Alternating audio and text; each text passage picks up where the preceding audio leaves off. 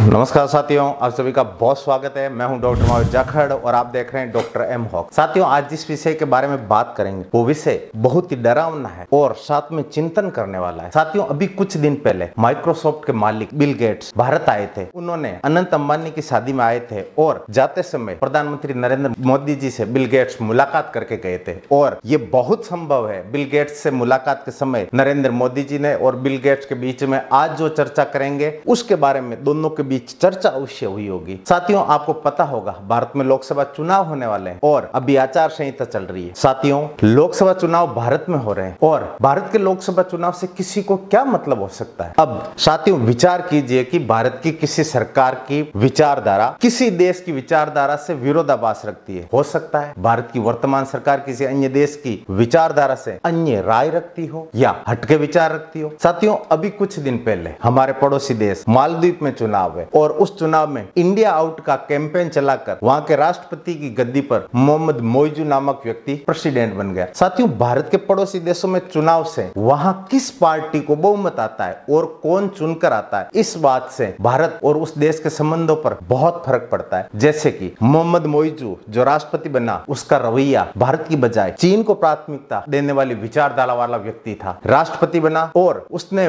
वर्षों से वहां रह रहे चंद भारतीय सैनिकों को वहां से बाहर वापस जाने, इंडिया जाने को बोल दिया। कहने का कुल मिलाकर मतलब यह है कि हमारे पड़ोसी देशों में कौन सी सरकार चुनकर आती है, इसी बात से हमारे और उस देश के संबंध परिभाषित होते हैं। अगर पड़ोसी देशों में कोई ऐसी सरकार चुनकर आती है जिसका झुकाव भारत के प्रति हो तो वह भारत के हितों के लिए बहुत महत्वपूर्ण है। इसी तरह साथियों, अभी बांग्लादेश में बॉयकॉट इंडिया ट्रेंड चल रहा है, क्योंकि बांग्लादेश में जो वर्तमान सरकार है वो भारत के प्रति झुकाव रखने वाली सरकार है और वहां की विपक्ष की पार्टी बीएनपी का झुकाव चीन के प्रति ज्यादा है। इसलिए बॉयकॉट इंडिया ट्रेंड चल रहा है, जिसका हमने पिछले वीडियो में जिक्र किया था। इसी तरह आज वर्तमान की जो सरकार है वो चीन के हितों के लिए अथवा विचारधारा के हिसाब से सही नहीं है। कहने का तात्पर्य यह है कि आज बीजेपी की वर्तमान सरकार को चीन नहीं चाहता कि नरेंद्र मोदी वापस 2024 का चुनाव जीतकर वापस सत्ता में आए, क्योंकि भारत पूर्व से लेकर पश्चिम, उत्तर से लेकर दक्षिण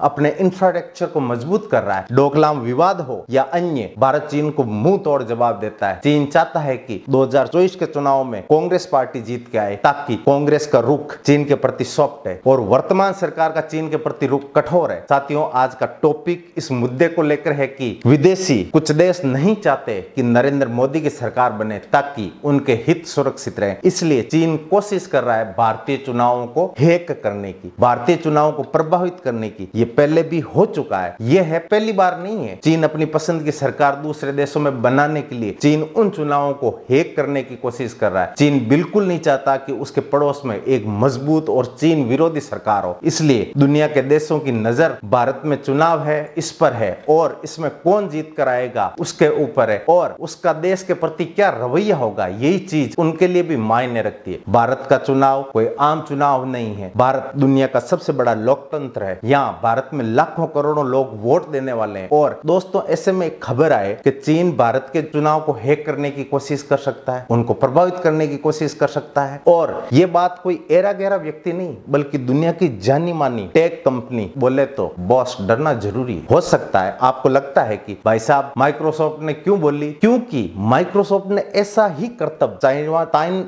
ताइवान के चुनाव में देख लिया है। अभी कुछ समय पहले ताइवान में इलेक्शन कंप्लीट हुए और उसमें इसी तरह की चीन की 420 सामने आई। दोस्तों, चीन ने ताइवान में जिससे उसकी टसन चल रही है, उसने ताइवान के चुनाव को प्रभावित करने के लिए चीन ने आर्टिफिशियल इंटेलिजेंस का प्रयोग किया था। अब आप पूछोगे कि क्या अपने यहाँ के चुनाव में भी एआई या आर्टिफिशियल इंटेलिजेंस का उपयोग हो सकता है? अब भी अपने लोकसभा चुनाव होने वाले हैं और 7 चरणों में चुनाव चलेंगे और चुनावों के नतीजे 4 जून को आएंगे। इन चुनावों में 969 मिलियन लोग वोट करेंगे। कई देशों की पूरी आबादी नहीं होती है इतनी जितने अपने यहाँ लोग वोट करने जाएंगे। भारत में कुल 28 राज्य है और 8 केंद्र शासित प्रदेश है। भारत में 10 लाख पोलिंग बूथ है। भारत में 2660 पार्टियां हैं जो रजिस्टर्ड है। पिछली बार 67% टर्नआउट या वोटिंग परसेंटेज रहा था। अब आप सोचेंगे कि चमगादड़ किसी आंखों वाला चीन क्या करेगा? साथियों, ब्रिटिश अखबार द गार्जियन में एक खबर छपी है। इसी गार्जियन के अखबार की खबर को कल हम देख चुके हैं और उसमें बताया गया था भारत पाकिस्तान में अपने एजेंट भेजकर आतंकियों को मार रहा है, जिसे हमने कल वीडियो बनाया था। अब साथियों उसमें एक खबर छपी है कि चीन, यूएसए, साउथ कोरिया और इंडिया के चुनावों को मैनेज कर सकता है। ये माइक्रोसॉफ्ट ने जानकारी दी है और इन चुनावों को प्रभावित करने के लिए चीन एआई का उपयोग कर सकता है। दोस्तों एआई, आर्टिफिशियल इंटेलिजेंस, यानी ये वो तकनीक है जिसमें मशीन अपने आप सीखती है, मशीन लर्निंग के द्वारा। दोस्तों माइक्रोसॉफ्ट की इस चेतावनी में जिस टूल को काम में लिए जाने का बोला जा रहा है वो एआई है। एक तरीके से मशीनों के अंदर बुद्धिमत्ता आ जाए और इंसानों की तरह चीजें सीखकर अपने आप को विकसित करे। आपको पता होगा आजकल एआई के वीडियो अपने सामने आते हैं। कल्पना करो कल को माननीय नरेंद्र मोदी जी की आवाज में, उनकी शक्ल में कल को कोई ऐसी वीडियो आ जाए कि भाइयों और बहनों आज रात 8 बजे के बाद ये होगा, तो देखो क्या त्राहिमाम बच जाएगा। हालांकि बनाने वाले कुछ भी बना सकते हैं। मोदी जी का ऐसा कोई वीडियो जिसमें आपके मन में मोदी जी के लिए जो इज्जत है, ऐसी किसी वीडियो देखने के बाद आपके मन में वो इज्जत और रेस्पेक्ट खत्म हो जाए और उस वीडियो की जांच करें और पता चले 4-5 दिन लग जाएंगे, तब तक चुनाव हो जाएंगे। आपका भाव या मनोदशा मोदी जी को लेकर बदल जाएगा और चुनाव में विपक्षी पार्टी को फायदा हो जाएगा। इसी तरह कल को कोई टीवी एंकर जिसको आप पसंद करते हैं और वह आकर के बीजेपी या मोदी सरकार के खिलाफ कुछ ऐसी बातें बोलते हुए वीडियो जारी कर दे, कुछ समझदार लोग और जो सूचनाओं से कनेक्टेड रहते हैं वो तो क्या पता इस वीडियो की सत्यता पता कर ले, परंतु ऐसी किसी वीडियो को फैलने में बहुत कम समय लगता है और अंतिम व्यक्ति तक वापस सही सूचना पहुंचाने में कोई सफल नहीं हो सकता। अगर किसी ने इस तरीके के वीडियो या फोटो देखकर वो इंसान उस नेता के लिए, पार्टी के लिए अपनी धारणा चेंज कर ले। आज इसी तरह से मैं फेसबुक पर किसी का स्टेटस देख रहा था, यहाँ मेरी नजर एक फोटो पर पड़ी जिसमें यूएई का या कतर का एक शेख खड़ा है और स्टेज पर कोई चीज उठाने के लिए प्रधानमंत्री मोदी जी झुके हुए हैं। कुछ लोगों ने उस समय की एक फोटो है उस तरह से प्रचारित किया जा रहा है जैसे मोदी जी किसी के पैर छू रहे हैं। इस फोटो की वास्तविकता अधिकांश लोगों को नहीं पता और इस फोटो को देखकर जो लोग कम पढ़े लिखे हैं या उनकी शिक्षा उस स्तर की नहीं हुई है तो उनके लिए यह मतलब निकला कि मोदी जी शेख के पैर छू रहे हैं। और जब इस तरीके की एआई द्वारा तैयार की गई वीडियो या फोटो चीन भारत के सोशल मीडिया पर प्रसारित करेगा ताकि भारत के चुनाव में इन फोटो और वीडियो को देखकर लोग प्रभावित हो और भारत में वर्तमान की मोदी सरकार वापस ना आ पाए, उसके लिए ये चमगादड़ सी आंखों वाला टिन पिंग ऐसी कोशिश करेगा। साथियों एआई के द्वारा किसी व्यक्ति जैसे मोदी जी की शक्ल, हाव भाव, आवाज, यहाँ तक एआई कॉपी कर सकता है। इस तरीके के वीडियो और फोटो द्वारा मोदी जी की छवि को नुकसान पहुंचाने के लिए इस तरीके के वीडियोस को प्रचारित किया जा सकता है जिसमें लाखों लोग प्रभावित किए जा सकते हैं। एआई को बस ऑर्डर देने की जरूरत है कि एक मूंछों वाला इंसान बनाओ जिसके हाथ में लाठी हो और वो हवा में खड़ा हो, बस कमांड डालते ही विद इन सेकंड फोटो तैयार कर देगा एआई। आप तो कमांड दे दें पानी के नीचे शेर बसा हुआ ऐसी पिक्चर तैयार करो, विद इन सेकंड आपको पिक्चर मिल जाएगी। एआई को बस आप आदेश दीजिए वह आपको बनाकर तैयार कर देगा। आपने देखा होगा मोदी जी की आवाज में मोदी जी गाना गाते हुए, ये सब एआई के द्वारा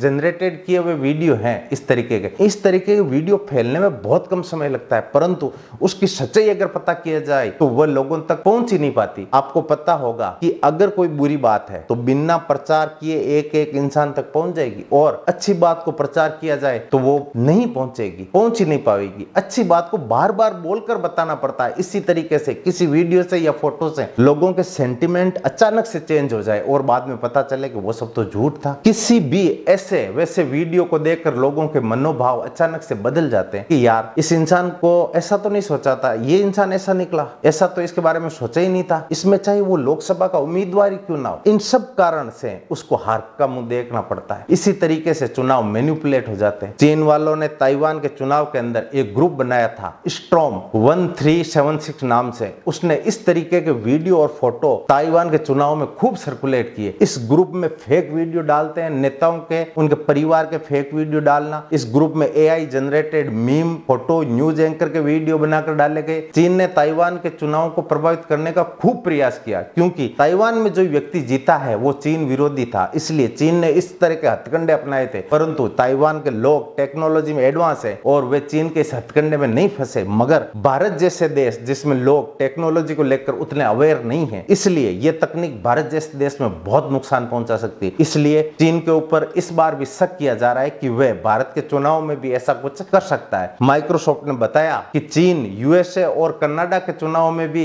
ऐसा काम कर चुका है, उनको प्रभावित कर चुका है। और आपको याद होगा कनाडा के पीएम जस्टिन ट्रूडो ने इस मुद्दे पर अपने देश में जांच बिठा चुके हैं। G20 में आपने जस्टिन ट्रूडो और शी जिनपिंग में विवाद हुआ था। ट्रूडो ने आरोप लगाया कि चीन ने कनाडा के चुनाव को प्रभावित करने के लिए करोड़ों रुपए खर्च किए थे। मेटा यानी फेसबुक ने 7700 ऐसे अकाउंट और 930 पेज को डिलीट किया जो यूएसए और कनाडा के चुनाव में फर्जी कैंपेन चला रहे थे। अमेरिका में चीन ने चुनाव प्रभावित करने के लिए ऐसे कई वीडियो बनाए जिनमें F-35 पानी में क्रैश करता हुआ दिखाया गया, क्योंकि अमेरिकियों को दुनिया का चौधरी बने रहने का बड़ा कीड़ा है। उन्हें लगता है कि वर्ल्ड के बेस्ट हम ही हैं। जब F-35 क्रैश होते हुए देखते हैं तो उनको धक्का लगता है कि यार क्या प्रेसिडेंट है, कमजोर प्रेसिडेंट है, हमको तो दुनिया का सबसे ताकतवर मुल्क होना चाहिए। इस तरीके के वीडियो से वहां के लोगों का सरकार के प्रति भरोसा टूट जाता है। इसके साथ ही ऐसे वीडियो सर्कुलेट जिसमें बताया गया, देखो इजराइल और यूक्रेन को तो सरकार इतना पैसा दे रही है और तुम्हें कुछ नहीं दे रही, तुम्हारे हिस्से का पैसा यूक्रेन और इजराइल में लग रहा है। इससे सरकार के प्रति लोगों का गुस्सा बढ़ता है। इसलिए माइक्रोसॉफ्ट ने कहा है कि चीन वाले तो करेंगे ही, साथ में नॉर्थ कोरिया वालों को भी साथ में लेंगे। अब आप लोग नरेंद्र मोदी और शी जिनपिंग के बीच की टसल तो जग जा ही रहे। इसके साथ लोगों में निराशा भरने के लिए इस तरीके के मीम डालना, जैसे कि तुम तो गोमूत्र पीने वाले हो, अब इजराइल के जूते चाट रहे हो, जैसे G20 का मजाक उड़ाना हो जो भारत में आयोजित हुआ। अब आप पूछोगे कि इन सब से बचा कैसे जाए, कैसे बच सकते हैं? तो उत्तर है, सरकार ने एक एजेंसी बनाई है सर्टिन, CERTIN नाम से, जो फेक वीडियो फोटो के ऊपर निगरानी रखेगा और इनको हटवाता जाएगा। लेकिन देश इतना बड़ा है और इतनी सारी इंफॉर्मेशन को सेंसर करना इनके लिए भी मुश्किल होगा। इस न्यूज का अब आना और उससे पहले मोदी जी और बिल गेट्स की मुलाकात होना, ये एक सुखद संदेश है और उम्मीद करते हैं कि पीएम नरेंद्र मोदी जी ने इस मुद्दे पर बिल गेट्स से चर्चा की होगी, इसलिए उनसे मिलने के बाद ये न्यूज आई है। बाकी आप लोगों का क्या सोचना है कमेंट करके बताओ